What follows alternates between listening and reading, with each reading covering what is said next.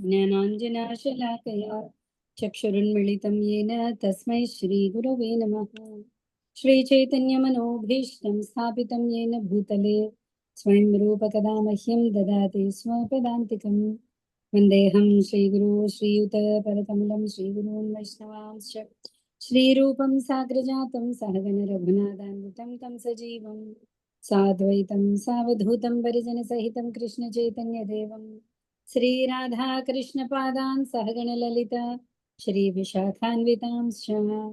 हे कृष्ण करुणा सिन्धो दीनबन्धो जगत्पते गोपेश गोपिका कान्ता राधा कान्ता नमोऽस्तुते।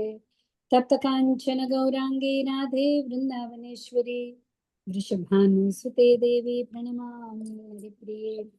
वाञ्छाकल्पतरुभ्यश्च कृपा सिन्धुभ्येव च पतितानां पावनेभ्यो वैष्णवेभ्यो नमो नमः।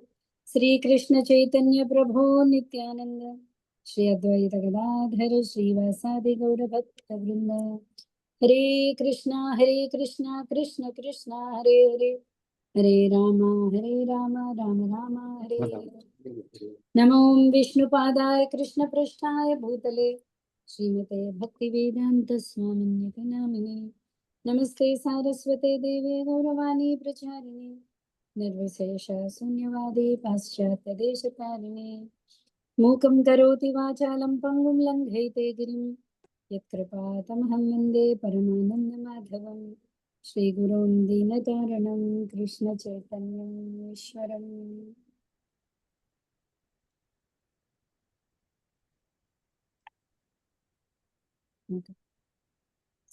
విదురమైత్రి సంవాదంలో సర్గ సర్గ అంటే భగవంతుడి చేత సృష్టింపబడిన విశ్వం గురించి చూసాం. అలాగే భగవంతుడి నాభి నుంచి నాభి కమలం నుంచి బ్రహ్మదేవుడి యొక్క జన్మ నిన్న చూసాము. సో బ్రహ్మదేవుడు దీర్ఘకాల తపస్సు అంటే 100 దివ్య సంవత్సరాల తపస్సు తర్వాత బ్రహ్మదేవుడికి భగవంతుడి యొక్క దర్శనం కలిగింది కదా. సో ఒక్కసారి ఆ 8th చాప్టర్ లో 26th శ్లోకం. 8th చాప్టర్ లో 8th చాప్టర్ లో 26th ఒక్క నిమిషం.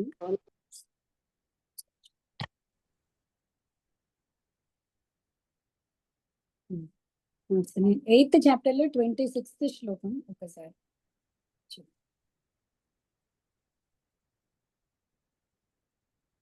26, 27. Okay. पुंसां स्वकामाय विविक्तमार्गैः अभ्यर्चतां कामदुघाङ्घ्रिपद्मं प्रदर्शयन्तं कृपया नखेन्दुः మయూఖభిన్నాంగుళిచారుపత్రం. భగవంతుడి దర్శనం గురించి నేను చూసాము. భగవంతుడు అంతటా తన పాదపద్మములను ఎత్తి చూపెను. భౌతిక కల్మషరహితముగు భక్తి యోగముచే సాధింపబడు సమస్త వరదానములకు అవి మూలమై ఉన్నది. విశుద్ధ భక్తితో అతనిని అర్చించు వారి కొరకే అట్టి వరదానములు కలవు. చంద్రబింబమును బోలెడి అతని అంగుళి నఖముల కాంతి పుష్పదళములను బోలినట్లు గోచరించును. పుంసాం స్వకామాయ వివిక్త మార్గే. వివిక్త మార్గము అంటే మన శుద్ధ భక్తి డెఫినిషన్ చూసాం కదండి. జ్ఞాన కర్మాది అనావృతం అంటే కర్మయోగం జ్ఞానయోగం ఏవి కూడా మిళితం లేదు అంటే విశుద్ధ భక్తి యోగం. సో విశుద్ధ భక్తి యోగ మార్గంచే ఎవరైతే భగవంతుడిని ప్రార్థిస్తున్నారో ఆశ్రయిస్తున్నారో భగవంతుడి యొక్క పాదాలు ఎలాంటివి అంటే అవి భక్తుల సమస్త కోరికల్ని తీర్చగలవు. కానీ భక్తుల కోరికలు ఏంటి అనేది మనం మెల్లమెల్లిగా చూస్తాం. భక్తులు ఏమిటి కోరుకుంటారు? కామదుఘ అంగ్రి పద్మం వాంఛిత ఫలములనన్నింటినీ ఉసగమెట్టి భగవానుని పాదపద్మము ప్రదర్శయంతం దాన్ని చూపిస్తుంది. ఓకే. సో యూజువల్లీ మనం చెప్పుకున్న పాదం చూపించడం అంటే కృష్ణుడి యొక్క రూపం యాక్చువల్లీ అది. ఎందుకంటే తర్వాత గోపాల తాపాని ఉపనిషత్తులో బ్రహ్మదేవుడు ఇదే విషయం మళ్ళీ చెప్తున్నాడు. నేను నిద్ర లేచినప్పుడు, ఏది తెలియని స్థితిలో ఉన్నప్పుడు నా దివ్య తపస్సుకి మెచ్చి భగవంతుడు తన గోపాలుడి రూపాన్ని నాకు అనుగ్రహించాడు అని చెప్తాడు. ఇక్కడ ఎందుకు మనం ప్రత్యేకించి కృష్ణ రూపం అంటున్నాము అంటే, మనకి గుణావతారాల గురించి మనం డిస్కస్ చేసాం. ఏంటి గుణావతారాలు? బ్రహ్మ, విష్ణు, మహేశ్వరుడు. ఓకే, రజోగుణ అవతారం బ్రహ్మ, సత్వగుణ అవతారం విష్ణు, తమోగుణ అవతారం శివుడు. అంటే ఈ 3 గుణాలతో అక్కడ భగవంతుడు సృష్టి స్థితి లయలు ఆచరిస్తుంది. సో భగవంతుడు ఈ 3 అవతారాలు అంటే ఈ 3 అవతారాలకి మూలం ఒకడుంది.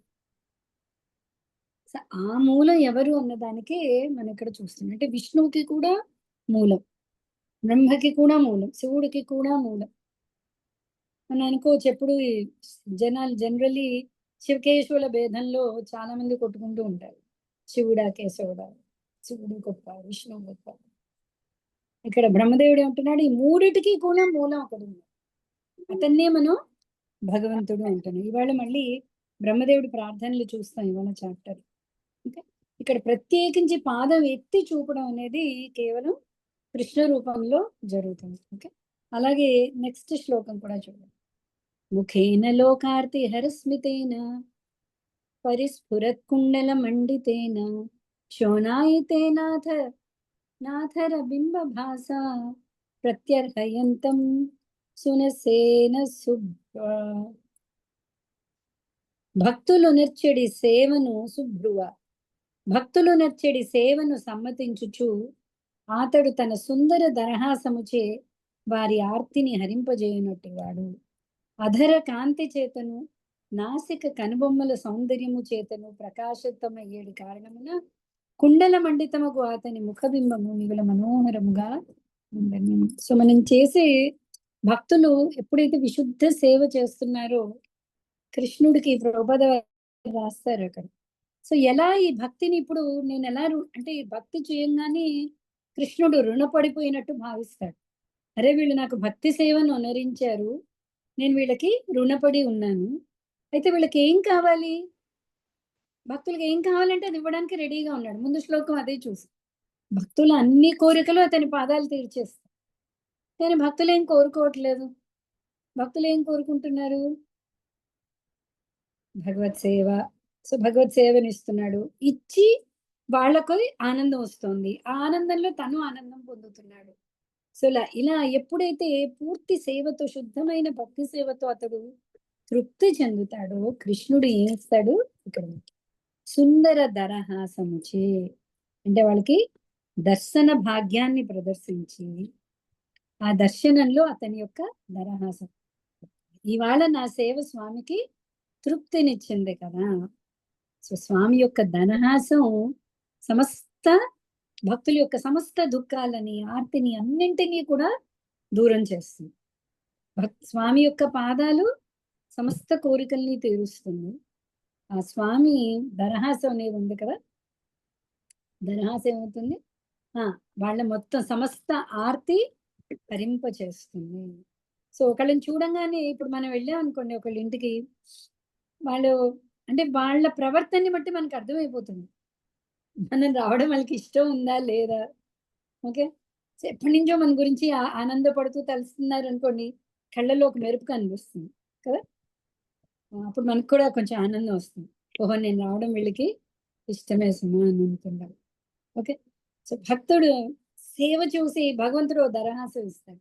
ఆ భగవంతుడు దరహాసం చూసి భక్తుడికి ఇంకా భక్తుడి ఆనందానికి అవధులు లేవు. అది చూసి మళ్ళీ భగవంతుడు అబ్బా నా దర్శనంతో వీడు ఇంత సంతృప్తి చెందాడు. అలా వాళ్ళిద్దరికి ఎప్పుడూ కూడా ఒక ఆధ్యాత్మిక కాంపిటీషన్ అని. నేను స్వామికి ఏం చేయాలి, స్వామి భక్తుడికి నేనే ఇవ్వగలను, నేనేం చేయగలను, నేనేం ఇవ్వగలను. ఓకే, సుందరకాండలో మనం చూస్తాం హనుమంతుడికి స్వామి ఇచ్చిన కానుక ఏంటి,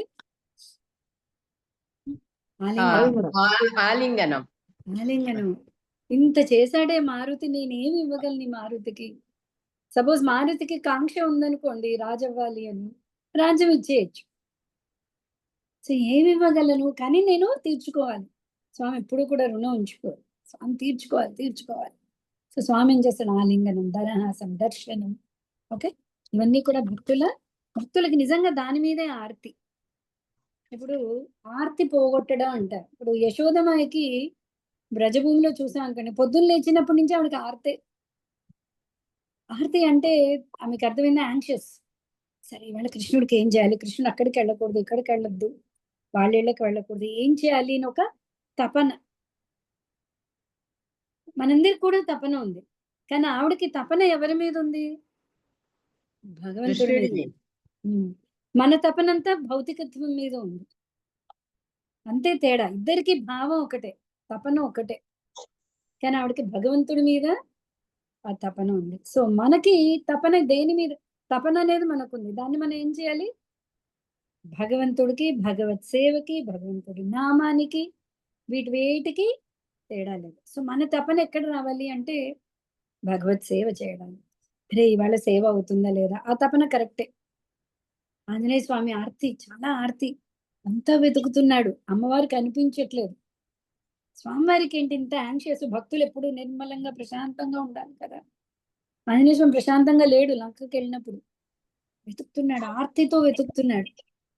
నేను స్వామికి, ఈ స్వామి పరిస్థితి ఏంటి నేను తీసుకెళ్ళకపోతే, నన్ను నమ్మి అంతమందిలో స్వామి ఏం చేశాడు, అంగుళీకాన్ని నాకే ఇచ్చాడు కదా. అందరినీ పంపించాడు వెతకడానికి, హనుమంతుడి చేతిలో అంగుళీక ఇచ్చాడు, సీతమ్మ వారికి చూపించు గుర్తు కింద అని. అంటే అంత నమ్మకంతో స్వామి నాకు ఇచ్చాడు, నేనా కనుక్కోలేకపోతున్నాను. సేవకి ఆర్తి అన్నమాట. సో ఆ ఆర్తి ఏం చేస్తుంది, భగవంతుడికి దగ్గరికి తీసుకెళ్తుంది. సో అంత ఆర్తితో కేవలం భగవద్ అనుగ్రహం వల్లే హనుమంతుడు కరెక్ట్ గా, జానకీదేవి తన ప్రాణత్యాగం చేద్దాం అనుకుంది, ఆ సమయంలో కరెక్ట్ గా హనుమంతుడు అక్కడికి వెళ్ళడం. ఓకే, రామకథ గానంతో అవుని కాసేపు ఆపడం, ఆ తర్వాత అంగుళీకాన్ని ఇవ్వడం, ఇవన్నీ తర్వాత జరిగాయి. ఆ ఆర్తి. ఓకే, సో ప్రతి భక్తుడికి కూడా ఆర్తి భగవత్ సేవ యందు ఉండాలి. ఆర్తి అందరికీ ఉంటుంది, ఇవాళ సేవ అవుతుందో లేదో, ఇవాళ నా జపం సరిగ్గా అవుతుందో లేదో. ఓకే, ఆ ఆర్తి అనేది. అప్పుడు స్వామి అనుగ్రహం ఎలా ఉంటుంది అంటే, స్వామి యొక్క దరహాసం, ఆ స్వామి దరహాసం వచ్చింది అంటే, కనిపించింది అంటే, అంటే సమస్త దుఃఖం అనేది ఇంకా లేదు అసలు. లేకపోతే ఆ స్వామి గురించి తపనే వాళ్ళకు ఒక దుఃఖం కింద ఉంటున్నారు, ఇంకా స్వామి దర్శనం అవ్వలేదే. ఓకే, సో అలాగా స్వామి ఎలా రెసిప్రొకేట్ చేస్తారు అంటే, స్వామి తన దర్శనం అలాగే కొన్నిసార్లు చిరు దరహాసం అంటూ ఉంటాం. సో ఆ దరహాసంతో స్వామి భక్తులని, విశుద్ధ భక్తులని అనుగ్రహిస్తూ ఉంటారు. ఓకే, సో నిన్న ప్రేయర్స్ లో ఆ రెండు ఇంపార్టెంట్. ఇవాళ 9వ చాప్టర్.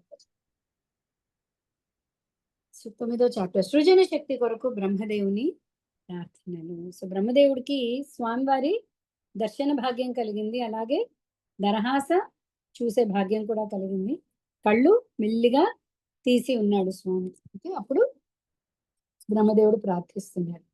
బ్రహ్మోవాచ, బ్రహ్మదేవుడు ఇట్లు పలికెను, హే ప్రభు, అనేక సంవత్సరముల తపస్య అనంతరము నేడు నిన్ను నేను తెలుసుకొనగలుగుతుంది. అహో, నీ స్వరూపము ఎరుగజాలని దేహదారులకు జీవులు ఎంతటి దుర్భాగ్యులు కదా. భగవాన్, నీకన్నను పరముగా శ్రేష్టమైనది ఏదీను లేని కారణమున నీ ఒక్కడవే జ్ఞేయ విషయమై ఉన్నావు. ఒకవేళ ఏదైనాను నీకన్నను శ్రేష్టమైనదిగా ఊహింపబడినను అది శుద్ధము కానేరదు. సృజన శక్తిని ప్రదర్శించుచు నీవు పరబ్రహ్మముగా విలసితమై ఉన్నావు. ఓకే, ఇందులో ఫస్ట్ ఇవన్నీ కూడా బ్రహ్మదేవుడి స్థుతులండి, ఈ చాప్టర్ అంతా కూడా. సో మొదటి 5 శ్లోకాల్లో కూడా బ్రహ్మదేవుడు స్వామి యొక్క రూపం గురించి చెప్తున్నాడు, రూపంలో ఉన్న ఆనందం, జ్ఞానం గురించి మాట్లాడుతున్నాడు. సో బ్రహ్మదేవుడు ఏమంటున్నాడు, అనేక సంవత్సరాల తపస్సు తర్వాత నేను నిన్ను తెలుసుకొనగలిగాను. ఇలా భగవద్గీత చదివంగానే నాకు కృష్ణుడు అర్థమైపోయింది అనుకోవడానికి లేదు. ఇన్నిసార్లు చదివినా ఇంకా అర్థం అవ్వట్లేదు కృష్ణుడు, అవ్వడు. బ్రహ్మదేవుడికి ఎప్పుడు అర్థమయ్యాడు, అనేక సంవత్సరాల ధ్యానంతో భగవంతుడి యొక్క కొంచెం గుణాలు అర్థమయ్యాయి. సో బ్రహ్మదేవుడు అది చెప్తున్నాడు. కానీ నాకు ఈరోజు ఎంత భాగ్యం అంటే నాకు నీ దర్శనం అయింది. నీ దర్శనం కాని జీవులు నిజంగా ఎంత దుర్భాగ్యులు కదా. నిజంగా భాగ్యవంతులు అంటే ఎవరు అంటే ఎవరైతే కృష్ణ దర్శనం కలుగుతుందో వాళ్ళు భాగ్యం. ఎవరి ప్రార్థన కరెక్ట్? కృష్ణ దర్శనం కోసం ప్రార్థిస్తున్నారు. ఎవరి ఆర్తి కరెక్ట్? కృష్ణ సేవ కోసం ఎవరైతే ఆర్తితో ఉన్నారో అవన్నీ కూడా 100కి 100 మార్క్స్. దర్శనం ఇవ్వడం అవ్వకపోవడం అనేది భగవంతుడి యొక్క సైడ్. సో మన వైపు నుంచి కోరిక భగవత్ దర్శనం. సో నీ ఒక్కడివే జ్ఞేయ విషయమై ఉన్నావు. జ్ఞానము జ్ఞేయము ఈ రెండింటికి తేడా ఏంటండి? జ్ఞానం అంటే ఏంటి, జ్ఞేయం అంటే ఏంటి? తెలుసుకునేవాడు జ్ఞేయము, జ్ఞానము. జ్ఞానం అంటే జ్ఞానం అంటే తెలుసుకోవడము, జ్ఞేయం అంటే దాన్ని అనుభవించ పరిశీలనగా తెలుసుకోవడం. అది విజ్ఞానం. అది విజ్ఞానం. అది జ్ఞానం, విజ్ఞానం. జ్ఞానం అంటే భగవంతుడి గురించి తెలుసుకోవడం, లేదా జీవుడికి భగవంతుడికి మధ్య గల సంబంధం తెలుసుకోవడం. ఇదంతా జ్ఞానం. మనం ఏంటి, సత్యం ఏంటి, అసత్యం ఏంటి, ఇదంతా జ్ఞానం. జ్ఞేయము అంటే జ్ఞానం యొక్క లక్ష్యం. ఈ జ్ఞానం మనం ఇప్పుడు అనాలిసిస్ చేస్తాం, కూర్చొని ధ్యానం చేస్తాం. సరే, నేను శరీరం కాదు, నేను ఆత్మస్వరూపుడిని, ఇదంతా జ్ఞానం. ఈ జ్ఞానం ద్వారా తెలుసుకోవలసింది ఏంటి, దాన్ని జ్ఞేయము అంటారు. ప్రాక్టికల్ గా అనుభవపూర్వకంగా తెలుసుకోవడాన్ని విజ్ఞానము అంటారు. తేడా అర్థమైందా? జ్ఞానము, విజ్ఞానము. జ్ఞేయము అంటే జ్ఞానం యొక్క లక్ష్యం. జ్ఞానం యొక్క లక్ష్యం ఏంటి?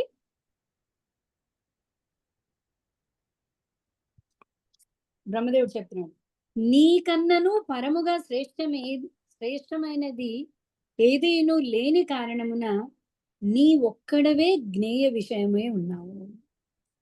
సో జ్ఞానం లక్ష్యం ఏంటి అంటే భగవంతుడి గురించి తెలుసుకోవాలి. అక్కడ మన జ్ఞానం సంపూర్ణం అవుతుంది. సో నీ ఒక్కడవే జ్ఞేయ లక్ష్యం జ్ఞానం. అదే కృష్ణుడు భగవద్గీతలో చెప్తున్నాడు, సర్వస్య అంటే వేదైశ్చ సర్వై అహమేవ వేద్యో. వేదాలు అంటే జ్ఞానం, వేద్యము అంటే వేదాలతో తెలుసుకోదగినది. అహమేవ వేద్యో, తెలుసుకోదగ్గది ఎవరు? నేను అంటున్నాను. అదే జ్ఞేయం ఏంటి, జ్ఞాన లక్ష్యం ఏంటి? భగవంతుడి పరమాత్మని గురించి తెలుసుకో. నేను గాంచెడి ఈ రూపము నిత్యముగా కల్మషరహితమై ఉండి అంతరంగిక శక్తి యొక్క ప్రకటముగా భక్తుల ఎడ కరుణను చూపుటకే అవతరించినది. ఈ అవతారము పలు ఇతర అవతారములకు మూలమై ఉన్నది. నీ నాభి భవనము నుండి ఉత్పన్నమైన కమలము నుండియే నేను జన్మించుకుని.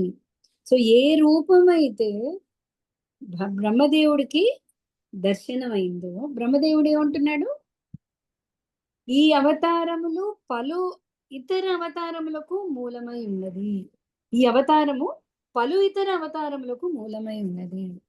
ఓకే, సో అన్ని అవతారాలకి మూలం ఏంటి అంటే గార్భోదక సాయి విష్ణు.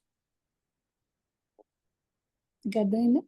గార్భోదక సాయి విష్ణువుకి మూలం కారణోదక సాయి విష్ణు మూలం కాదు. కారణోదక సాయి విష్ణు గార్భోదక సాయి విష్ణువు కింద బ్రహ్మాండంలోకి వచ్చాడు. బ్రహ్మాండంలో వచ్చాక ఈ బ్రహ్మాండాల అవతారాలన్నిటికీ కూడా ఈ గార్భోదక సాయి విష్ణువు మూలము. అవతారాలన్నీ అక్కడి నుంచే వస్తున్నాయి. అలాంటి అవతారం నాకు దర్శనమైంది అంటున్నాడు. నెక్స్ట్, హే ప్రభు, నిత్యానంద జ్ఞానమయమగు నీ ప్రస్తుత రూపము కన్నను శ్రేష్టమగు వేరొక రూపమును నేను గాంచకున్నాను. ఆధ్యాత్మిక ఆకాశమునందలి నీ నిరాకార బ్రహ్మ తేజమునందు మార్పులు కలగబోవు. అంతరంగిక శక్తి యందు గుణ వికృతియు ఉండదు. భౌతిక దేహము మరియు ఇంద్రియములను గాంచి నేను గర్వించి ఉండగా భౌతిక జగత్తుకు కారణమైనప్పటికీ నీవు అనాత్మచే స్పృశింపబడుతున్నావు. కనుకనే నీకు నేను శరణాగతుడగుతున్నాను. సో మనం ముందు చాప్టర్లో ఫస్ట్ స్టార్టింగ్ అర్థం చేసుకున్నాం కదా, గార్భోదక సాయి విష్ణువు దర్శనం. అలాగే ఎప్పుడైతే పాదం యొక్క దర్శనం అయిందో మూల రూపమైన కృష్ణ దర్శనం బ్రహ్మదేవుడికి కలిగింది. ఇక్కడ బ్రహ్మదేవుడు ఏమంటున్నాడు అంటే, ఆధ్యాత్మిక ఆకాశమునందలి నీ నిరాకార బ్రహ్మతేజమునందు మార్పులు కలగబోవు. అంటే బ్రహ్మతేజము బ్రహ్మతేజస్సు అన్నాం అనుకోండి, దాంట్లో మార్పులు ఏమి లేవు, నిరంతరం ఒకటే, అది బ్రహ్మజ్యోతి అంతే. కానీ అంతకు మించిన భగవద్ రూపం గురించి బ్రహ్మదేవుడు మాట్లాడుతున్నాడు. ఓకే, అన్ని అవతారాలు, అన్ని రూపాలు, ఏ రూపమైనా అవ్వచ్చు, అన్ని జీవరాశుల రూపాల్లోనూ భగవంతుడు రావచ్చు. సార్, భగవంతుడి యొక్క నిత్య రూపం అన్నిటికీ కూడా మూలం అని చెప్తున్నాడు. ఓకే, ఇక్కడ నేను భౌతిక దేహాన్ని, ఇప్పుడు బ్రహ్మదేవుడు భౌతిక దేహాన్ని స్వీకరించాడు. ఓకే, భౌతిక దేహాన్ని స్వీకరించి ఇప్పుడు నేను సృష్టి చేశాను. బ్రహ్మదేవుడు సృష్టి చేశాడు అనుకోండి, ఓహో నేను దీన్ని సృష్టి చేస్తున్నాను అని నాకు గర్వం రావచ్చు. ఎందుకు? నేను ఈ రజోగుణ సంపర్కంతో ఒక దేహాన్ని నేను స్వీకరించాను. కానీ నువ్వు అలా కాదు, నువ్వు ఎన్ని రూపాలు తీసుకున్నా దాంట్లో గుణాలు కలిసి లేవు. భౌతిక జగత్తుకి కారణమైనప్పటికీ నీవు అనాత్మచే, అనాత్మ అంటే భౌతికత్వం, ఆత్మ అంటే దివ్యత్వం, అంతేగా. నువ్వు భౌతికత్వం చేత స్పృశింపబడవు, కాబట్టి నేను నీకు శరణు పొందుతున్నాను. సో భగవంతుడి రూపం ఏ అవతారం అయినా సరే అది భౌతికత్వంతో కలిసి ఉండదు. ఓకే, సో ఫస్ట్ అంటే ముందు ఏంటి చెప్తున్నాడు? భగవంతుడి యొక్క రూపం భగవత్ కరుణ కోసం అవతారం దాల్చి ఆ దర్శనం ఇస్తూ ఉంటాడు. రెండోది, భగవంతుడు ఏ రూపం దాల్చినా కూడా అది భౌతికత్వంతో కలవదు. ఈ ప్రస్తుత రూపం దేవదేవుడకు శ్రీకృష్ణునిచే విస్తరింపబడిన ఏ దివ్య రూపమైనను సమస్త విశ్వములకు పరమ మంగళకరమై ఉన్నది. నీ భక్తులు ధ్యానించడి ఈ నిత్య రూపమును నీవు ప్రకటించితివి కావున నేను నీకు వందనములను అర్పించుచున్నాను. నరక మార్గమునే పట్టనున్న వారు అసత్ప్రసంగులయ్యడి కారణమున నీ స్వీయ రూపమును నిరాదరింతురు. సో భగవంతుడి రూపాన్ని ఎవరు స్వీకరించరు అంటే ఎవరికైతే నరక మార్గాన్ని పట్టుకోగలుగుతున్నారు. భగవంతుడికి రూపం లేదు, భగవంతుడు అంటే దివ్యం కాదు, భగవంతుడు కూడా భౌతికత్వం, ఇలా అలా అనే వాళ్ళెవ్వరికీ కూడా నీ దివ్య రూప దర్శనం కాదు. ఓ నాథ, వేద శబ్దము ద్వారా మోసుకురాబడిన నీ పాద పద్మ గంధమును కర్ణరంధ్రముల గుండా వాసన జూచు వారలు నీ భక్తిని స్వీకరించుచున్నారు. వారి హృదయ కమలము నుండి నీవెన్నడము దూరము కావు. ఇది మనం చూసాం కదా, కర్ణరంధ్రాల వల్ల చెవులతో చూడడం అవుతుంది, చెవులతో వినడం అవుతుంది, చెవులతో భగవంతుడి పాద ఏంటది పాద గంధం ఆఘ్రాణించడం అవుతుంది. ఎలాగే ఇప్పుడు చూడండి, భగవంతుడి గురించి ఏం వినలేదు అనుకోండి, ఏమవుతుంది? వెళ్తావు రాధాకృష్ణుడు రూపం చూసావు, మనకేమీ భావన రాదు. నేను మీకు చెప్పాను, ఇది ఫస్ట్ టైం నేను ఇస్కాన్ టెంపుల్కి వెళ్ళినప్పుడు ఎవరో మాకు తెలిసిన వాళ్ళు తీసుకెళ్ళారు, లైఫ్ మెంబర్స్. ఇక్కడ గుడి కడుతున్నారు, వెళ్దాం అంటే సరే గుడి కదా అని వెళ్ళాం. కృష్ణుడి గురించి తెలుసు, మన భాగ్యం కొద్దీ ఏంటంటే చిన్నప్పటి నుంచి మనం కృష్ణుడు అన్న రాముడు అన్న మనకు తెలుసు కాబట్టి రాధాకృష్ణుడు చూడంగానే అర్థమైంది, ఒక భావన వస్తుంది, భక్తి వస్తుంది. అక్కడ ప్రభుపాద వారు ఇది ఒక మూమెంట్ అండి, దీనికి మూలం ఇతను. ఆహా, అంతే ఊపడం అయింది తల. ఎందుకు? ప్రభుపాద గురించి అప్పుడు నేనేమి వినలేదు, ఎలాంటి వాడు అతను తెలియలేదు. ఓహో చేతులెత్తి నమస్కరించాలి అన్న భావన లేదు. ఎందుకు అంటే ఏమీ ఇంకా వినలేదు, అతని గురించి తెలియలేదు. శ్రవణం అనేది, అందుకని నవవిధ భక్తుల్లో శ్రవణం చాలా ఇంపార్టెంట్. ఏం వింటున్నాము అనేది చాలా చాలా ఇంపార్టెంట్. ఆ జ్ఞానంతో మనం చూస్తాం, ఆ జ్ఞానంతో ఆఘ్రాణిస్తాం. సో వినడం అనేది చాలా ఇంపార్టెంట్. వినడం, శాస్త్రం వినడం ద్వారా మన దృష్టి మారుతుంది, అంతేనా? యాక్చువల్లీ చెవులకి కళ్ళకి ఏంటి, ఇదొక ఇంద్రియం, ఇదొక ఇంద్రియం. కానీ చెవుల ద్వారా వినడం వల్ల మన దృష్టి మారుతుంది, అవునా? మన కర్మలు మారుతాయి, అన్నీ కూడా. చెవులు శ్రవణం అనేది చాలా చాలా ఇంపార్టెంట్. ఇక్కడ ఏమంటున్నాడు? వేద శబ్దము ద్వారా మోసుకురాబడిన నీ పాదపద్మ గంధమును కర్ణరంధ్రముల గుండా వాసన చూచి వారలు నీ భక్తిని స్వీకరించుచున్నారు. సో నిజంగా ఎవరైతే వేదాలని అర్థం చేసుకోగలుగుతున్నారో వాళ్ళు ఖచ్చితంగా నీ పాదాలని వాళ్ళు ఆశ్రయిస్తున్నారు. అలాంటి వాళ్ళ హృదయ కమలం నుండి నీవెన్నడూను దూరము కావు. మిగతా వాళ్ళకి దూరమా కృష్ణుడు? మిగతా వాళ్ళ హృదయ కమలంలో కృష్ణుడు ఉన్నాడా లేడు? ఉన్నాడు. అందరి ఉన్నాడు. హృదయ మరి వారి హృదయ కమలం నుండి నీవెన్నడూను దూరం కావు. ఎవరైతే భక్తి మార్గాన్ని ఎంచుకున్నారో వారి హృదయ కమలం నుండి నువ్వు దూరం కావు అని అంటున్నాడు. మరి అంటే మనం భక్తిలో ఉన్నప్పుడు దాన్ని ఆయన లోపల ఉన్నాడు అనేది మనం గుర్తించగలుగుతాం. విడిగా ఉన్న వాళ్ళు యాక్సెప్ట్ చెయ్యరు కదా. లోపల చెయ్యరు, కానీ భగవంతుడు భగవంతుడు ఉన్నాడు ఉన్నాడు అని కదా లోపల. ఉన్నాడు పరమాత్మ రూపం. కానీ గమ్మున ఉన్నాడు. పరమాత్మ రూపంలో ఉన్నాడు. ఉపద్రష్టానుమంత ఉపద్రష్ట దగ్గరగా ఉన్నాడు, చూస్తున్నాడు. సాంక్షన్ రియాక్షన్ లేదు. చిలక మాదిరి రియాక్షన్ లేదు, చూస్తున్నాడు. మనం చేసి అన్ని పనులని సాక్షిభూతంగా ఉంది. చూస్తున్నాడు. సాక్షి కింద ఉన్నాడు, శాంక్షన్ ఉన్నాడు, అన్ని అలా. కానీ ఆ ప్రతిస్పందన అనేది పరమాత్ముడి దగ్గర అక్కడ రాదు. ఎప్పుడైతే భక్తి భావన వచ్చిందో అదే పరమాత్ముడు. పరమాత్ముడు వేరు, కృష్ణుడు వేరు కాదు. అప్పుడు ఆ భగవాన్ తత్వం, భగవత్ తత్వం అనేది మనం ఆస్వాదించగలుగుతాం. ప్రమిళగా చదివి మనం ఆస్వాదించగలుగుతాం. సో అప్పుడు ఏంటి, కృష్ణుడు అక్కడ తిష్ట వేసి కూర్చున్నాడు అంటే ఏంటి, నిత్యము ఆ కృష్ణుడితో ఆ కృష్ణ భావన మనకి అనుభవించడం అనేది జరుగుతుంది. మిగతా ప్రతి ఒక్కళ్ళు, దుష్టుల్లోనూ పరమాత్మ ఉన్నాడు, అసురుల్లోనూ పరమాత్మ ఉన్నాడు. Okay, next. Okay, so first 5 శ్లోకాలు భగవంతుడి రూపం గురించి అనుకున్నాం కదా.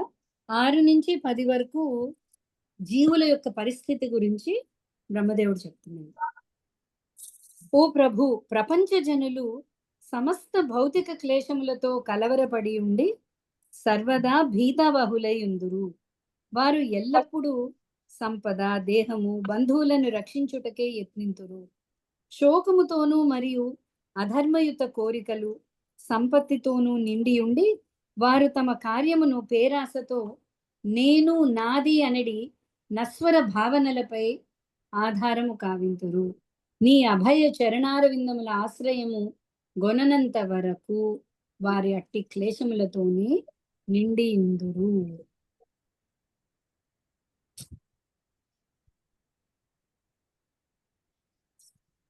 ఏమంటున్నారు, ఎవరైతే నేను, నాది అన్న భావనలో ఉన్నారో, ఫస్ట్ నన్ను నేను బాగు చేసుకుంటాను, నా తర్వాత నాకు సంబంధించిన వాళ్ళందరి గురించి నేను పాటుపడతాను. నేను, నాది అన్న భావన ఎప్పుడు విడుతుంది? నీ అభయ చరణార విందముల ఆశ్రయము గొననంత వరకు, భగవంతుడి పాదాలను ఆశ్రయించినంత వరకు కూడా వాళ్ళకి తాపం, ఇందాక మనం అనుకున్నాం కదా, ఆర్తి, తాపం, దుఃఖం, భయం ఇవన్నీ కొనసాగుతూనే ఉంటాయి. ఎందుకంటే అభయం భగవంతుడి యొక్క, అంటే భయం లేని స్థలం ఏంటి అంటే కేవలం భగవంతుడి యొక్క పాదపద్మం. మీకు వల వేయడం గురించి చెప్పాను, గుర్తుందా? మాయాదేవి వల, భగవంతుడి పాదాల దగ్గర మాయ పనిచేయదు. భగవంతుడు ఆ మాయా వలని విసురుతున్నాడు. సో తన కాళ్ళ దగ్గర విసురుకోడు కదా. కాళ్ళ దగ్గర ఎవరైతే అక్కడే అభయత్వం. మనకి శోక, మోహ, భయ ఈ 3 ఉన్నాయి అంటే మనకి భౌతిక భవరోగం ఉంది అన్నట్లు. భౌతికత్వంలోనే ఇంకా కూడా ఉన్నాం మనం. ఏంటి? శోకము, మోహము, భయం. మోహం అంటే వ్యామోహం, అలాగే సమ్మోహం, 2. ఇల్యూజన్, అలాగే అటాచ్మెంట్. శోక, మోహ, భయాలు అనేది భవరోగ లక్షణాలు, భౌతిక రోగ లక్షణాలు. ఓకే, సో ఆ భయం ఎప్పుడు పోతుంది? భగవంతుడి పాదాన్ని ఆశ్రయించినంత వరకు ఇది తప్పదు. నెక్స్ట్, దేవా, నీ దివ్య కర్మల యొక్క పరమ మంగళముగు శ్రవణ కీర్తనములు లోపించిన వారలు, నిక్కముగా పరమ దౌర్భాగ్యులు, సద్బుద్ధి విహీనులు అయి ఉన్నారు. లవమాత్ర కాలము ఇంద్రియ భోగమును అనుభవించుచు వారు అశుభ కార్యములందు నియుక్తులగుదురు. ఎలాంటి పని చేయడం వల్ల మాకు బోళ్ళంత ధనం వచ్చింది, ఐశ్వర్యం వచ్చింది, మేము భగవంతుణ్ణి తలుచుకోలేరు. ఎప్పుడైతే భగవంతుణ్ణి పక్కన పెట్టేశామో అది మొత్తము కూడా అశుభం. ఎందుకు? మొత్తము కూడా హరించి వేయబడుతుంది. ప్రస్తుతానికి మనకి పైన కవరింగ్ ఒక్కటి కనిపిస్తుంది. ఎంత మంచి జరిగిందో. ఏం జరిగింది? ఇవాళ నాకు చాలా లాభాలు వచ్చాయి, చాలా మంచి జరిగింది. ఎందుకు? మనం భౌతికత్వంతో లాభం, మంచి చెడు మనం భౌతికత్వంలో ఉన్నాం కాబట్టి ఇది మంచి ఇది చెడు అనుకుంటాం. ఇప్పుడు మనకి భగవంతుడు నా దగ్గర ఉన్న ప్లేట్ తీసేశాడు అని అన్నాం అనుకోండి, ఎందుకు తీసేసి ఉంటాడు అంటే భగవంతుడికి ఆ ప్లేట్ లో విషం అనేది కనిపించింది, అప్పుడే ఆ ప్లేట్ తీసేస్తాడు. ఓకే,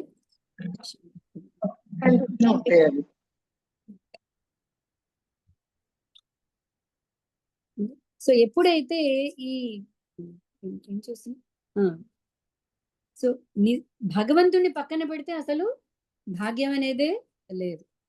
సో కేవలం భగవత్ కథయే పరమ మంగళకరములు. శ్రవణ కీర్తనములు లోపించిన వారు ఎవరైతే భగవత్ కథ వినట్లేదో అంటే వాళ్ళకి ఎంత ఉన్నా కూడా, కాకపోతే చిన్న జీరోనా పెద్ద జీరోనా, ఓకే, లేని వాడి దగ్గర చిన్న జీరో, చిన్న సున్నా, అంత ఐశ్వర్యం వాడి దగ్గర పెద్ద సున్నా. తేడా ఉందా అండి? ఎంత పెద్దగా గీసినా సున్నా సున్నానే, దానికి విలువ లేదు. నాది పెద్ద సున్నా అన్నా అనుకోండి, మూర్ఖత్వం. ఓకే, సో భగవంతుడు లేకపోతే ప్రతిదీ కూడా సున్నానే. ఎందుకంటే సమస్తము హరించవేయబడుతుంది. కానీ వాళ్ళు ఏం చేస్తారు? భక్తి లేని వాళ్ళు నిరంతరము దీని గురించే పెద్ద సున్నా కోసం ప్రయత్నిస్తూ ఉంటారు, జీవితాంతం కష్టపడుతూ ఉంటారు, పొద్దున్న నుంచి రాత్రి వరకు. నిన్న మనం గాడిద ఎగ్జాంపుల్ చెప్పుకున్నాం కదా, ఇంత గడ్డి కోసం అంత ఇంత చిన్న భౌతిక సుఖం కోసం ఎంతో శ్రమ తీసుకుంటూ ఉంటారు. నెక్స్ట్ 8. ఓ ఉరుక్రమ, శీతోష్ణ వాత వర్షములు మరియు పెక్కు ఇతర కలత కారణముల తాకిడిచే నిరంతరము ఆకలి, దప్పిక, తీవ్రమగు చలి, కఫము, పిత్తములచే ఆ దీనులు కలవరపడి ఉందరు. తీవ్రమగు కామవేగము మరియు నిరంతర క్రోధముచే విహ్వలురై ఉందరు. నేను వారి ఎడ జాలిని కలిగి ఉన్నాను మరియు వారిని గూర్చి దుఃఖితుడనై ఉన్నాను. సో బ్రహ్మదేవుడు నిజంగా భక్తుడు. అరే వీళ్ళు నిజమైన దుఃఖంలో ఉన్నారే, కఫవాత పిత్తం. ఇంకా ప్రతి ఒక్కడు ఈ శరీరం వల్ల కష్టాలే కానీ శరీరం వల్ల సుఖం అనేది ఎప్పుడు లేదు. ఎందుకు? శరీరం అసత్యం కాబట్టి. అసత్యం ఎప్పుడూ కూడా దుఃఖాన్నే మిగులుస్తుంది. శరీరంలో మార్పులు జరుగుతూనే ఉంటాయి. కొన్ని మంచి మార్పులు జరుగుతాయా అంటే అది క్షీణించే మార్పులే జరుగుతుంటాయి. ప్రతి శరీరంలో కూడా మార్పులు ఎటువైపు వెళ్తున్నాయి? క్షీణించే వైపు, మృత్యువు వైపుకే తీసుకెళ్తూ ఉన్నాయి. ఓకే, సో వాళ్ళ మీద, సో దాంతో ఏంటవుతుంది? అన్ని విపరీతమైన కోరికలు, ఆకలి, చలి, కామవేగము మరియు నిరంతర క్రోధము. క్రోధాత్ భవతి సమ్మోహాత్ స్మృతి విభ్రమ, స్మృతి భ్రంశ బుద్ధినాశాత్ ప్రణశ్యతి. ఎప్పుడైతే రెండే దారులండి, ఒకటి భగవంతుడి వైపు, ఇంకోటి భగవంతుడికి ఆపోజిట్ వైపు. సో ఎప్పుడైతే ఈ భగవంతుడి కథ శ్రవణ అవ్వట్లేదో అప్పుడు విముఖత పెరిగిపోయి అటుపక్కకి వెళ్ళిపోయి ప్రణశ్యతి, నాశనం అయ్యేంత వరకు అది వెళ్తూ ఉంటుంది. సో వాడి గురించి నేను బాధపడుతున్నాను అంటున్నాడు బ్రహ్మదేవుడు. దేవా, ఆత్మకు భౌతిక క్లేశములనున్నవి నిజముగా అస్తిత్వము లేనట్టివి. అయినను బద్ధజీవుడు దేహమును ఇంద్రియ భోగమునకు ఉద్దేశింపబడినదిగా గాంచినంత వరకు నీ బాహ్య శక్తిచే ప్రభావితుడై భౌతిక క్లేశముల చిక్కు నుండి బయటపడబోడు.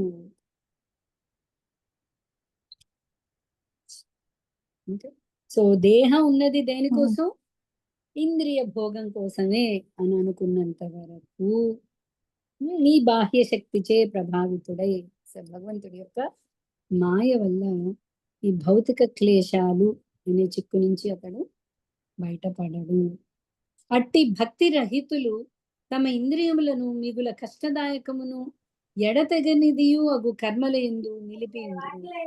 బుద్ధి పలు విధములగు మనోరథములచే నిరంతరము నిద్రను భంగపరచడి కారణమున వారు రాత్రి యందు నిద్రలేమిచే బాధపడుదురు. వారి వివిధమగు ప్రణాళికలు మానవాతీత శక్తిచే భగ్నము కావింపబడును. నీ దివ్య కథల ఎడ విముఖత కలిగినచో మహర్షులు సైతము ఈ భౌతిక జగమున పరిభ్రమించవలసినది. భగవత్ కథ యందు శ్రద్ధ రావట్లేదు, విముఖత, బా ఏం కదా అనుకునే వాళ్ళందరికీ ఏంటి జరుగుతుంది? ఈ భౌతిక జగమున పరిభ్రమించవలసినది. యాక్చువల్లీ అంటే జీవుడు ఈ శరీరంలో ఉండి వయసు వచ్చే కొద్దీ ఏమవ్వాలండి? ఎక్స్పీరియన్స్ రావాలి కదా, జ్ఞానం. ప్రతి చోట మనం చూసి విశ్లేషణ కావించి పెద్దవాళ్ళని ఒక మాట అడుగుదా అంటాం మనం. ఎందుకు? వాళ్ళ ఎక్స్పీరియన్స్ వల్ల మనకి వాళ్ళు చెప్తారు, ఓహో ఇది మేము ఆల్రెడీ అనుభవించాం, ఇక్కడ ఈ ప్రాబ్లం ఉంది. సో వచ్చే కొద్దీ ఏమవ్వాలి? అనుభవంతో ఆత్మ అనాత్మ గురించి విశ్లేషణ చేస్తూ ఉంటే వయసు వచ్చే కొద్దీ యాక్చువల్లీ సరిగ్గా నిద్రపోవాలి. అవునాగా? మనకు అర్థమవుతుంది ఈ పాటికి ఇన్ని క్రాస్ అయిపోయింది, నిద్ర పట్టట్లేదు. ఎందుకు? శరీరమే మారుతోంది, మైండ్ ఇంకా మెచ్యూరిటీ రావట్లేదు. సో మైండ్ ఏం చేస్తుంది? మెచ్యూరిటీ రాకపోవడంతో నిద్ర కలత నిద్ర అయిపోయింది. దానికి ఇంకా చాలా కోరికలు ఉన్నాయి, అవి శరీరం లేదు. అంతేకాని 90 ఏళ్ల వాడి దగ్గరికి తీసుకెళ్ళినా సరే, ఓకే, ఒక ఇది అక్బర్ బీర్బల్లో ఏదో కథ ఉంది కూడా, రామలింగుడు. ఓకే, 95 ఏళ్ళు వాడు మృత్యు మంచం మీద పడుకుని ఉన్నాడు. అయితే అలాంటి వాడికి ఏ కోరికలు ఉండవు, ఒకసారి చూసొద్దాం అన్నాడు. అదే అతను చెప్పాడు, సరే వెళ్దాం రాజుగారు, మీరు మీ అమ్మాయిని కూడా తీసుకుని రండి. సో రాజుగారి కుమార్తె, రాకుమార్తె చాలా సౌందర్యంగా ఉంది. సో అది రాజుగారిని చూస్తే నమస్కరించాడు. రాజుగారి కూతుర్ని చూశాడు, కళ్ళల్లో ఇంకా ఆనందం వచ్చింది. ఎందుకు? ఇంకా కూడా కోరికలు అనేవి ఉన్నాయి. సో బ్రహ్మదేవుడు కోరిక ఇవ్వాలి కాదు, వరం ఇవ్వాలి కానీ హిరణ్యకశిపుడు ఏంటి కోరుకున్నాడు? ఎందుకు అంత ఆయుష్? ఎందుకు? ఎవ్వరూ ఎందుకు చంపకూడదు? అంత ఇంద్రియ భోగం మీద మనస్సు. సో నేను ఇంత ఇంద్రియ భోగం అనుభవించాలి అంటే నాకు ఇంత ఆయుష్ ఉండాలి. సో యాక్చువల్లీ ఏమవ్వాలి? అనుభవం మనకు అర్థం అవ్వాలి వెళ్ళే కొద్ది. అందుకనే యాక్చువల్లీ అలాగే అవుతుందండి, జనరల్లీ అలాగే అవుతుంది. ఇప్పుడు చిన్నపిల్లలు చిన్నదానికి కూడా ఏడుస్తుంటారు. వాళ్ళు ఏడిస్తే పెద్దవాళ్ళకి నవ్వొస్తుంటుంది. ఇది ఒక ఏడ్చే విషయమేనా? వాడికి పవున్న ఏడుస్తుండే వాడు అదే దుఃఖం అనుకుని మనకు అర్థమవుతుంది, అయ్యో ఇందులో ఏం లేదు నాయనా, ఇందులో ఏడవడానికి ఏం లేదు. ఇదే మన పరిస్థితి కూడా మనకి రావాలి ఏజ్ వచ్చే కొద్ది. అరే దీనికా నేను బాధపడుతున్నాను, ఇందులో అసలు ఏమీ లేదు. కొంచెం మనం మెచ్యూరిటీ ఒక ఇంకా ఆలోచిస్తే. అందుకనే శ్రవణం చాలా ఇంపార్టెంట్. సో వచ్చే కొద్ది ఏమవ్వాలి? సరే నేను నా బాధ్యతలన్నీ పూర్తి చేసుకున్నాను, నా శక్తి కొలది నేను చేశాను, నేను భగవత్ సేవ చేస్తున్నాను, నా చింతన ఇప్పుడు భగవంతుడి పాదాలే ఎందుకు కలగాలి. సో రావాలి, ఆర్తి ఎప్పుడూ ఉండాలి ప్రతి ఒక్కడికి. ఆర్తి దేని మీద ఉండాలి? భగవత్ సేవ మీద ఉండాలి. అరే ఇవాళ నా జపం అవ్వలేదు, నాకు నిద్ర పట్టకూడదు, అప్పుడు నిద్ర పట్టకూడదు. మనకేంటి, ఇవాళ నాకు పెద్ద సున్నా రాలేదు కాబట్టి నాకు నిద్ర పట్టట్లేదండి ఈరోజు, చిన్న సున్నాతోనే మిగిలిపోయాను ఈరోజు. మీకు సున్నా అర్థమైందా? సో భగవత్ సేవ గురించి ఆర్తి లేదు, అప్పుడు నిద్ర పట్టకుండా ఉండాలి. అరే ఇవాళ నిద్ర పట్టకూడదు, ఎందుకు ఇవాళ నా సేవ అవ్వలేదే, ఆర్తి ఉండాలి. నిద్ర పట్టకపోవడం అప్పుడు జరగాలి. సో ఇది ఎప్పుడు భగవత్ కథ గురించి శ్రవణం అవ్వనంత వరకు, భగవంతుడిని ఆశ్రయించినంత వరకు ఇలాంటి కలతలతో వెళ్లాల్సిందే జీవితం. ఓకే, ఎలాంటి మహర్షులైనా సరే ఈ భౌతిక జగంలో పరిభ్రమించవలసిందే, పైకి కిందకి పైకి కిందకి, పై లోకం కింద లోకం. ఓకే, ఇదే నెక్స్ట్ 11th శ్లోక యాక్చువల్లీ ఇంపార్టెంట్.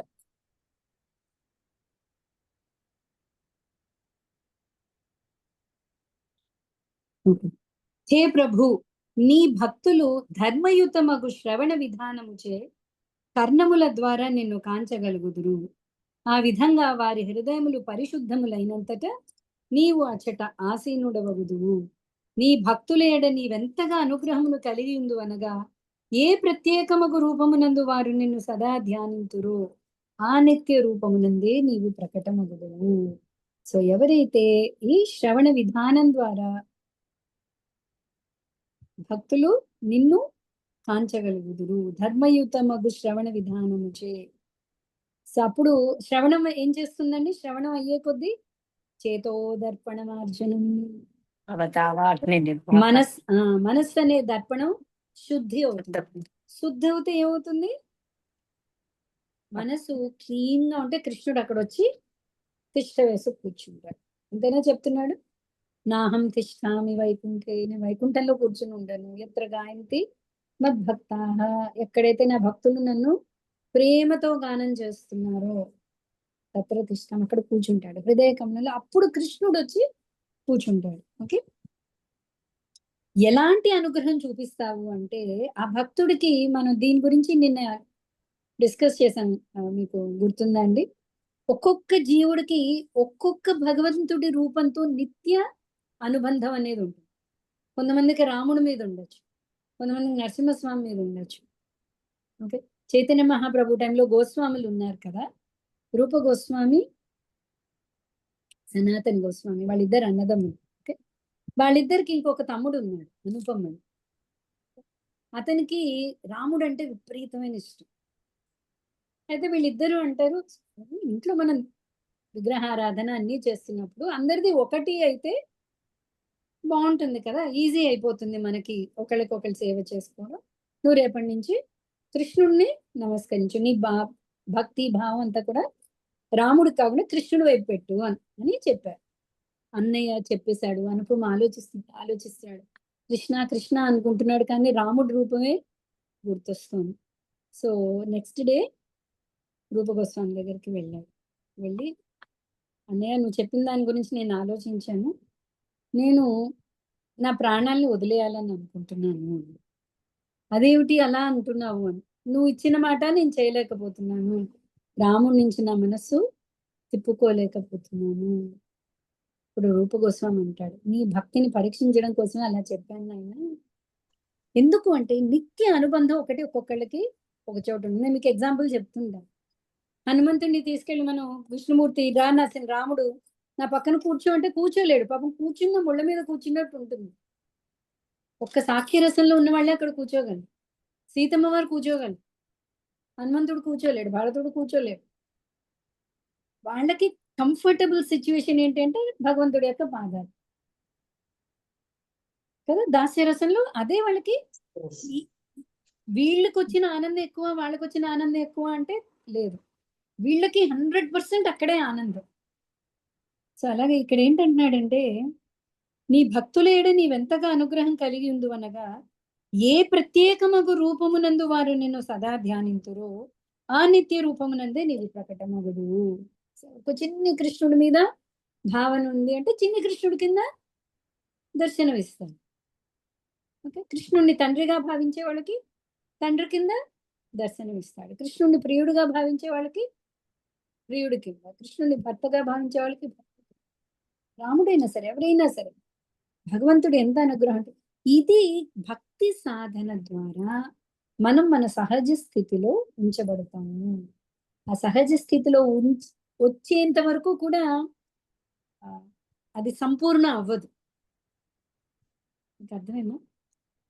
కృష్ణ చైతన్యము అంటే తిరిగి ఆ సహజ స్థితి. అంతేనా అనిత? యద్భావం తద్భవతి. కరెక్ట్, యద్భావం తద్భవతి. భగవంతుడు అలాగే, నువ్వు ఏ భావనతో అయితే ఆ భావనలో అతను మనకి రెసిప్రొకేట్ చేస్తాడు. ఇక్కడ మనం ఏంటంటున్నాంటే ఒక సహజ భావన అనేది ప్రతి ఒక్కడికి ఉంటుంది. భక్తి సాధన ద్వారా గురువు అనుగ్రహం వల్ల మనకు ఆ సహజ స్థితికి మనం చేరుకోగలుగుతాం. అక్కడి వరకు కూడా మనం ప్రయత్నిస్తూనే ఉంటాం, జీవుడు ప్రయత్నిస్తూనే ఉంటాడు. ఓకే, సేవాభావంకి రావచ్చు, కొంతమంది హయ్యర్ భావం ఉండొచ్చు. సో వాళ్ళకి ఇంకా ఏదో ఉంది, ఇంకా ఏదో ఉంది అని అనిపించవచ్చు. చైతన్య మహాప్రభుకి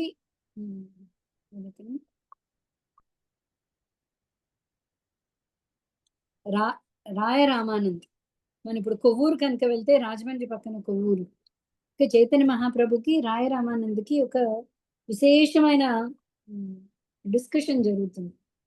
ఓకే, అందులో చైతన్య మహాప్రభు రాయరామానందని అడుగుతున్నాడు, అన్నిటికంటే ఉత్కృష్టమైనది ఏంటి? సో చెప్తున్నాడు భక్తి అన్నిటికంటే టాప్ మోస్ట్. భక్తి సరే, ఇంకొంచెం దాని గురించి విశ్లేషణ చెప్పి ఇంకొంచెం డీప్ గా వెళ్ళు అంటే, సరే ఎవరైతే భగవంతుణ్ణి సంపూర్ణంగా శరణాగతి అంటున్నాడో అదే హయ్యెస్ట్ అంటున్నాడు. మహాప్రభు అంటాడు, మహాప్రభు రాధాభావంలో ఉన్నాడు. సంపూర్ణ శరణాగతి, భగవంతుడైన స్వామి కరెక్టే, కానీ ఇంకా ఏదో ఉంది, ఇంకొంచెం ముందు హయ్యర్ గురించి చెప్తావా అని అడుగుతుంది. చాలా మెల్లగా సరే అయితే ఎవరైతే భగవంతుడు మనల్ని ఎంతగా ప్రేమిస్తాడో అంతగా మనం ప్రేమించగలిగితే అదే హయ్యెస్ట్ అంటున్నాడు. చాలా బాగుంది, కానీ ఇంకా ఏదో ఉంది అంటున్నాడు మహాప్రభు.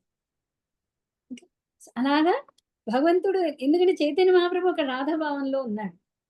రాధాభావన్ అన్నిటికంటే కూడా హయ్యెస్ట్, హయ్యెస్ట్ అతను ఆ స్థితిలో ఉన్నాడు. సో అక్కడికి వచ్చాక ఇది హయ్యెస్ట్ అని అతను. అలా ఒక్కొక్కళ్ళకి ఒక్కొక్కటి అనిపించవచ్చు, కానీ అది హృదయం శుద్ధి అయ్యేంత వరకు కూడా అది అవగతం కాదు. సో మన భావన ఇప్పుడు ఎలా ఉండాలి?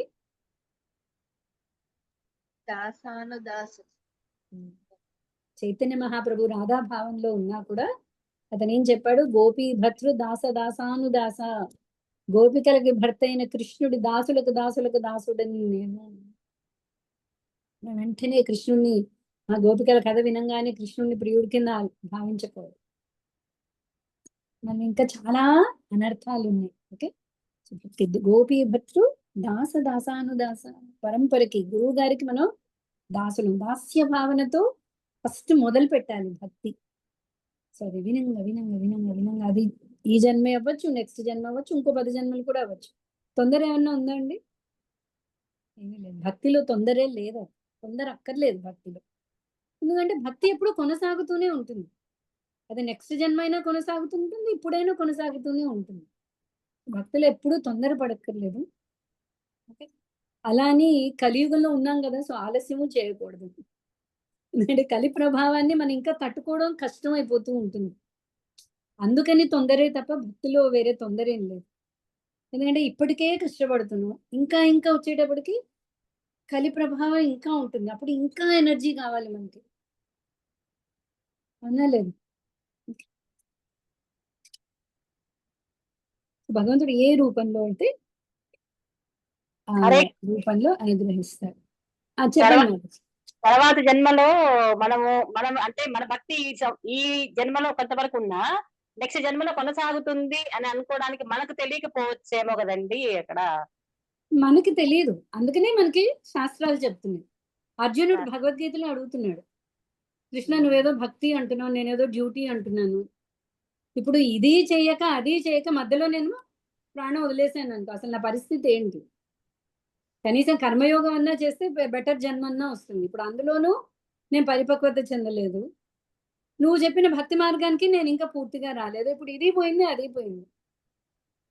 కొన్నిసార్లు మబ్బు, పెద్ద మబ్బు నుంచి చిన్న మబ్బు విడుతుంది. అది వెళ్ళి యూజువల్లీ గాలితో ఏమవుతుందంటే అది వెళ్ళి ఇంకో పెద్ద మబ్బుని చేరుకుంటుంది. కొన్నిసార్లు ఏమవుతుందంటే చేరుకోకుండానే అది ఆ 4 చుక్కలు కాచేసి అది దాని పని అక్కడికి అయిపోతుంది. అంటే దాని యొక్క సార్థకత ఏమీ లేదు. మరి నా పరిస్థితి అలా అవ్వదా అని అడుగుతున్నాడు అర్జున్.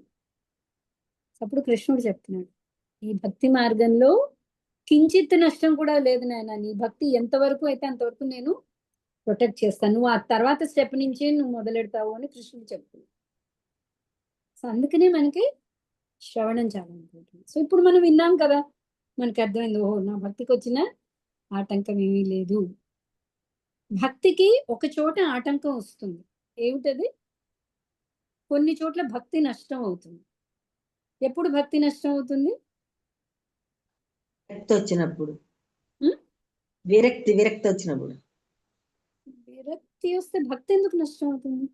వైష్ణవ అపరాధం చేస్తే అపరాధం చేస్తే మాత్రం భగవంతుడెందు, నామం ఎందు, భక్తులెందు అపరాధం జరిగితే అప్పుడు భక్తికి దూరం అవుతాం. చక్కగా పండిన పంట మీద అపరాధం అనేది ఏంటి తెలుసా అండి?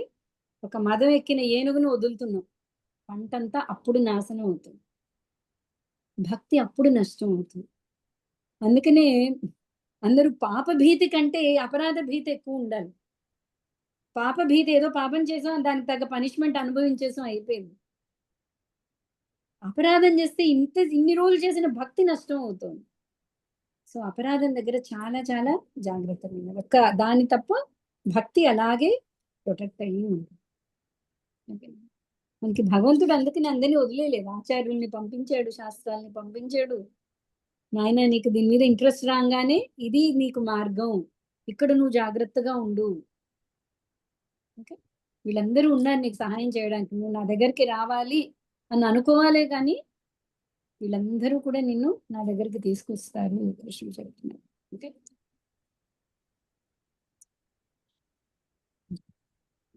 ఓకే. కానీ వైదిక ఆచారములు, దానము, తీవ్ర తపస్సు అను వానిని నిర్వహించుట, నిన్ను అర్చించుచు కర్మఫలములను అర్పించుట ద్వారా నీకు ప్రియమును గూర్చెడు ఉద్దేశముతో నిర్వహింపబడే దివ్య సేవ వంటి జనుల పుణ్యకర్మలు సైతము లాభదాయకములే. అట్టి ధర్మ కార్యములు ఎన్నడూ వృధా కాబోవు.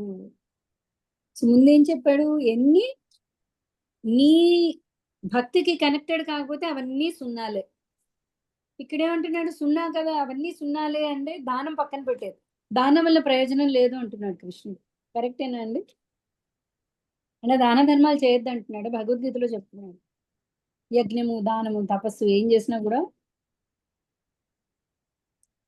అక్కడ ఒక వర్డ్ ఒక ఇంపార్టెంట్ వర్డ్ ఉంది, నాకు సంబంధించి చెయ్యకపోతే, నా ప్రీత్యర్థం చెయ్యకపోతే అవన్నీ కూడా సున్నాని. ఎన్నో ఏంటి దానాలు చేసి ఉండొచ్చు, ఎక్కడెక్కడో ధర్మశాలలు కట్టించి ఉండొచ్చు, కానీ అవన్నీ వ్యర్థం. ఎందుకు వ్యర్థం అంటే మంచి పనులు చేయొద్దు అంటున్నాడు కృష్ణుడు. ఎలా వ్యర్థం నేను అంటే నాకు పేరు వస్తది, నాకు ఏదో ఇది రావాలి అని నా కొరకు అని చేసుకుంటే వ్యర్థం అంటారు. వస్తుంది, అది భగవత్ ప్రీత్యతో నేను చేసేది ఇదిగో భగవంతుడికి కరెక్టే.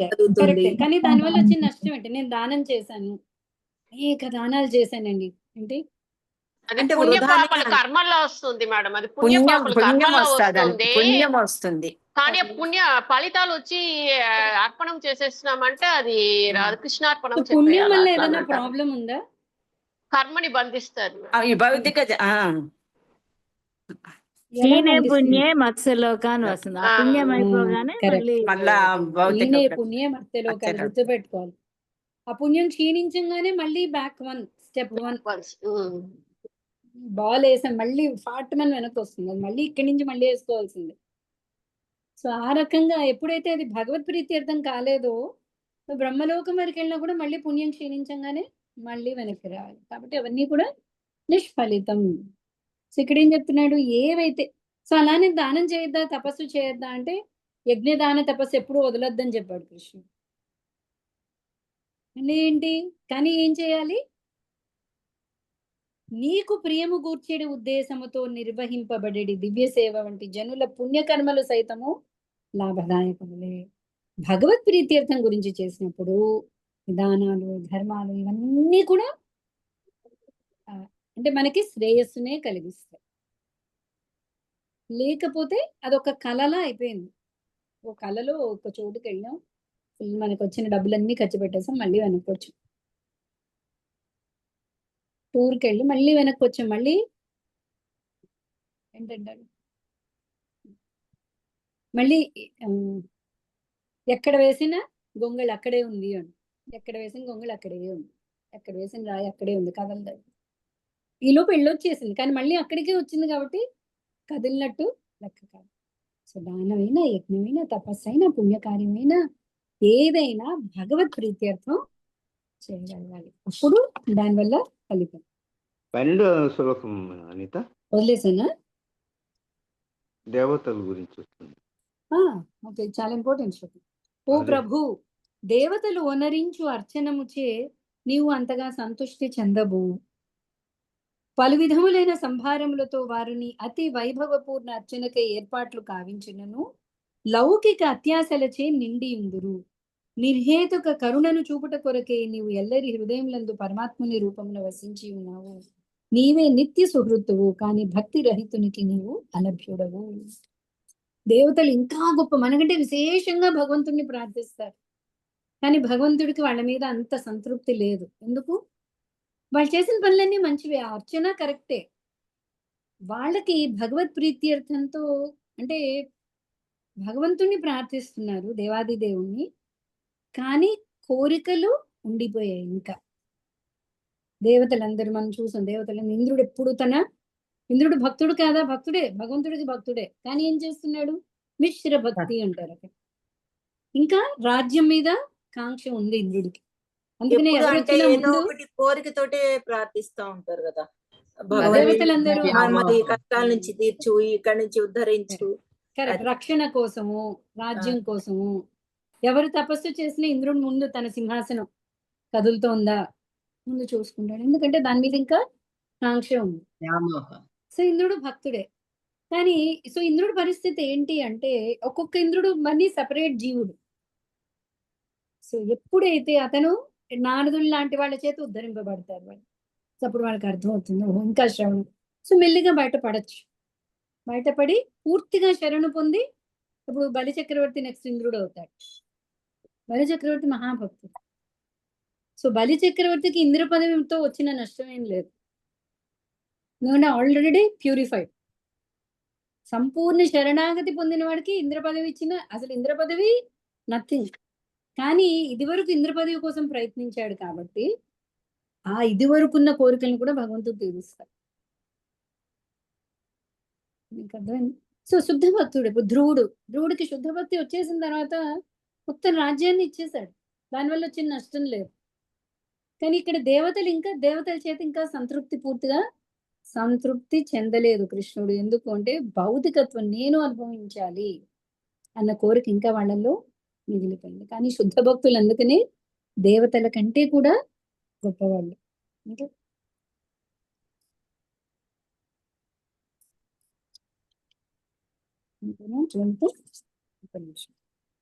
నోట్స్ ఉంది, అది చూస్తుంది. అభక్తులకి ఎలాగో అతడు లభ్యుడు కాడు, భక్తి లేకపోతే భగవంతుడు లభ్యుడు కాడు.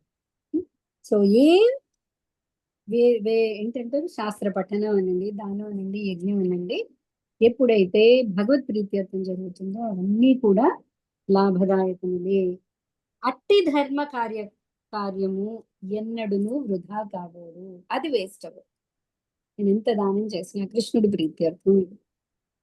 చాలా మంది అందుకే గుప్త దానం చేస్తున్నారు, కొంతమంది గుప్తదానం చేస్తుంటారు, చేసి ఏమండి నేను గుప్తదానం చేశానండి అని చెప్తున్నారు.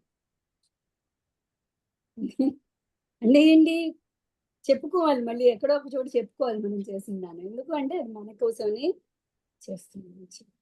కృష్ణ ప్రీత్యర్థం రీప్లేస్ చేస్తే అప్పుడు అలాంటివేవి వృధా అవ్వవు. ఓకే,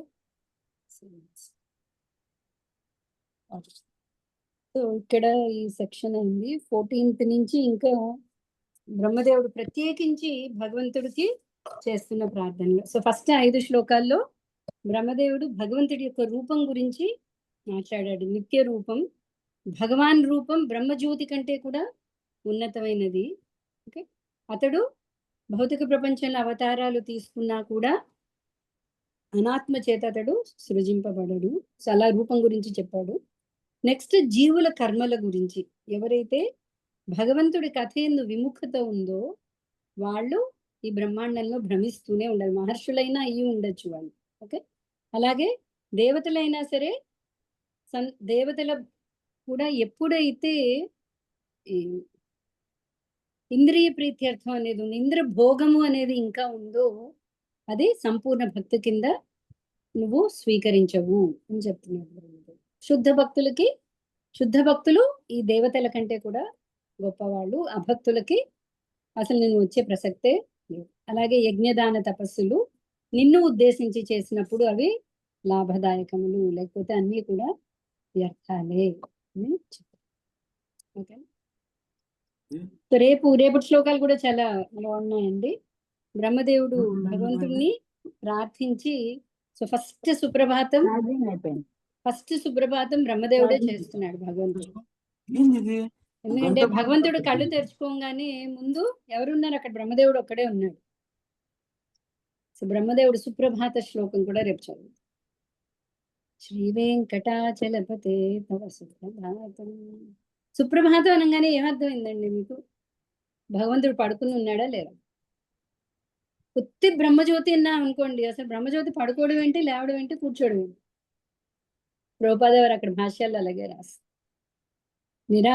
నిరాకారుడు ఇంకా మళ్ళీ పడుకోవడం ఏంటి? బ్రహ్మదేవుడు అంతటి వాడు సుప్రభాతం పలకడం ఏంటి, లేవయ్యా అనడం ఏంటి? పన్నగపు దోమతెర పైకెత్త వేలయ్యా అంటున్నాడు అన్నమే. భగవంతుడు దోమతెర కట్టుకోవడం ఏంటి, భగవంతుడు నిద్రపోవడం ఏంటి? భగవంతుడి రూపంలో రసమే రసం అండి. సో ఉత్తి నిరాకారుడు అని పక్కన పెట్టేస్తే ఈ భావనలన్నీ కూడా పక్కకి వెళ్ళిపోయాయి. ఇంకా సుప్రభాతం లేవు, ఇందా సుప్రభాతం లేవు. అయితే భగవంతుడు ఎలా పడుకుంటాడు, ఎందుకు పడుకుంటాడు అన్నీ తనకు తనే ఆధారం. కృష్ణుడు కేవలం తన ఇచ్ఛతో పడుకుంటాడు. మనకి ఆ పాట ఉంది కదా, కౌను कहता है భగవాన్ సోతే నహీ మా యశోదాకి జైసే సులాతే. నువ్వు యశోదలా లాలించి నిద్రపుచ్చితే పడుకుంటాడు. భక్తుడు పడుకోవయ్యా సేవ. యాక్చువల్లీ ఇవన్నీ ఏంటి అంటే భగవంతుడి యొక్క అర్చన విధానం యొక్క ప్రాముఖ్యత చెప్తున్నాడు బ్రహ్మదేవుడు. భగవంతుడికి సుప్రభాతం చేయాలి, భగవంతుడికి శయనం చేయాలి, భగవంతుడికి మధ్యలో భోగం పెట్టాలి, ఏవి భగవంతుడికి అవసరం లేదు కదా అలా అయితే. అని భక్తి యొక్క భావన, భక్తి అక్కడే. భక్తితో ఇవ్వగానే కృష్ణుడు నేను స్వీకరిస్తాను అంటే మన మనసు కూడాను దాని మీదకి వెళ్ళడానికి ఒక ఆలంబం లాగా అలాగా ఉంటుందని కూడా పెట్టి ఉండొచ్చు మేడం. అంటే ఇప్పుడు ఇక్కడ కృష్ణుడికి నైవేద్యం పెట్టాలి, లేకపోతే ఇది చెయ్యాలి, లేకపోతే ఇలాగా అభిషేకం చేయాలి, డ్రెస్ చేయాలి అంటే మన ఆలోచన అంతా ఇంకా అక్కడికి వెళ్తుంది కదా, ఎక్కువసేపు కూడా నిలుస్తుంది కదా భగవంతుడి మీద. ఆయనకి చక్కగా అలంకారం చేయాలి ఇట్లా. యాక్చువల్లీ అర్చన ఎందుకు? అర్చన నేను మీకు 5 విషయాలు చెప్పాను కదా. భక్తిలో 64 అంగాలు ఉన్నాయండి భక్తిలో. 64లో 5 చాలా ఇంపార్టెంట్ ప్రతి సాధకుడికి కూడా. చెప్పగలరా ఎవరైనా? మనం చాలాసార్లు డిస్కస్ చేస్తాం. 5 మామూలుగా ధూపం, దీపం, నైవేద్యం అదే అర్చనలో. అర్చనలో 5 అర్చన ఒకటి, క్షేత్ర దర్శనం ఒకటి, ఓకే, శ్రవణ కీర్తన, కృష్ణ కథ శ్రవణ కీర్తనలు ఒకటి, సాధు సంగతి. అర్చన అంటే ఎందుకు అంటే ఇప్పుడు మీరు చెప్పింది కరెక్టే, మన టైం అంతా అక్కడ ఉంటుంది. కానీ ఎప్పుడైతే చెయ్యంగా మనకి అతని మీద అఫెక్షన్ కుదురుతుంది, మనకి అతనితో బంధుత్వం ఏర్పడుతుంది. రోజు నైవేద్యం పెట్టేవాళ్ళు ఒక రోజు నైవేద్యం పెట్టకపోతే వాళ్ళకి ఎంత, అరే ఈ రోజు ఏం పెట్టలేదే కృష్ణ, ఇవాళ ఏం పెట్టలేదు, లేదా కృష్ణ ఇవాళ నువ్వు దీంతో అడ్జస్ట్ చేసుకో, ఒక అటాచ్మెంట్ వస్తుంది. భగవంతుడితో అటాచ్మెంట్ రావాలి. సేవ లేదే ఎక్కడ కూడా ఎవరితోనూ అటాచ్మెంట్ రాదు. సేవ అనేది జరగకపోతే, నేను మీకు స్కూల్ పిల్లాడు ఎగ్జాంపుల్ చెప్తుంటాను, గుర్తుందా? పిల్లాడు రాగానే నాన్న అంటే నాకు చాలా ఇష్టం అనుకుంటూ కూర్చుంటే అవ్వదు, అక్కడ సేవ జరగాలి. అరే నా పిల్లాడు వాడు వచ్చాడు, ఆకలితో ఉన్నాడు, వాడికి నేను ఏదన్నా ఇవ్వాలి, అప్పుడే ఆ ప్రేమకి అర్థం. సో ఇవ్వంగా ఎవరినైనా సరే, ఒకళ్ళని ఇప్పుడు తీసుకుని వస్తా, ఎవరినైనా పిల్లల్ని పెంచుతున్నాం అనుకోండి, లేదా రోజు వాడికి తిండి పడుతున్నాం, వాడికి ఏదో చేస్తున్నాం వాడికి, సో అప్పుడు వాడితో ఒక అటాచ్మెంట్ అవుతుంది, వాడికి కూడా మనతో ఒక అటాచ్మెంట్ అవుతుంది, అంతే కదా. సేవ జరిగితేనే ఆ కనెక్షన్ అనేది ఏర్పడుతుంది. సో భగవంతుడితో కనెక్షన్ ఏర్పడడానికి ఇవన్నీ సాధనం. అర్చన అనేది చాలా ఇంపార్టెంట్. భగవంతుడిని నిద్రపుచ్చడం, నిద్రపుస్తే పడుకుంటాడు భగవంతుడు. యశోద లాలిపాట పాడంగానే పడుకుంటాడు. కొన్నిసార్లు మారం చేస్తాడు, ఇవాళ నేను పడుకున్నాను, మమ్మీ ఇంకా చాలా బిజీగా ఉంది, ఎప్పుడు వస్తే అప్పుడు పాట పాడితే అప్పుడే పడుకుంటాను. సో అన్ని కూడా భగవంతుడి వైపు నుంచి కూడా ఆ ఏమంటారు ఆ స్పందన, అంటే తనకి ఎందుకు అంటే వాళ్ళ సహజ స్థితి అది. భగవంతుడికి నిత్యం ఉన్నారండి యశోదానందులు గోలోకంలో. ఇక్కడ ధరాద్రోణులు యశోదానందుల కింద వచ్చారు, కానీ ఎప్పుడైతే ఒరిజినల్ కృష్ణుడు వచ్చాడో అవతారం కింద, ఆ గోలోక నుంచి నంద యశోదలు ఈ ధరాద్రోణంలో కలిసి ఇక్కడ అవతారం వచ్చింది. సో నిత్యం భగవంతుడు ఆ మాతృత్వాన్ని ఆస్వాదిస్తుంది, ఆ తల్లి ప్రేమను ఆస్వాదిస్తున్నాడు, తండ్రి ప్రేమను ఆస్వాదిస్తున్నాడు. తను తండ్రిగా ఉన్నాడు. ద్వారకాలు చూస్తే అనేక మంది పిల్లలు కృష్ణుడు. సో మనం ఒక్కసారి భగవంతుడికి రూపం లేదు, ఆకారం లేదు అంటే ఇవన్నీ పక్కకి వెళ్ళిపోయాయి. అంటే భగవంతుడికి ఏ ఫీలింగ్ లేదు. జ్యోతికి ఏంటి ఫీలింగ్? జ్యోతి జ్యోతి అంతే. కానీ భగవంతుడు అలా కాదే. ఇప్పుడు నెక్స్ట్ రేపు బ్రహ్మదేవుడి శ్లోకంలో వస్తుంది, రసపూర్ణ అంటాడు కృష్ణుడు. బ్రహ్మదేవుడు భగవంతుడిని రసాలతో కూడుకుని ఉన్నాడు. ఇన్ఫాక్ట్ రాసాయాం అని వస్తుంది. బ్రహ్మదేవుడు చెప్తోంది కృష్ణుడి గురించి, రాసలీల గురించి చెప్తాడు కృష్ణుడు. సో రసపూర్ణుడు. కృష్ణుడికి పేరు రసరాజు అని పేరు. అంత రసం అంతా కూడా పక్కన వెళ్ళిపోయింది మనం ఎప్పుడైతే భగవత్ తత్వాన్ని పక్కన పెట్టేసాం.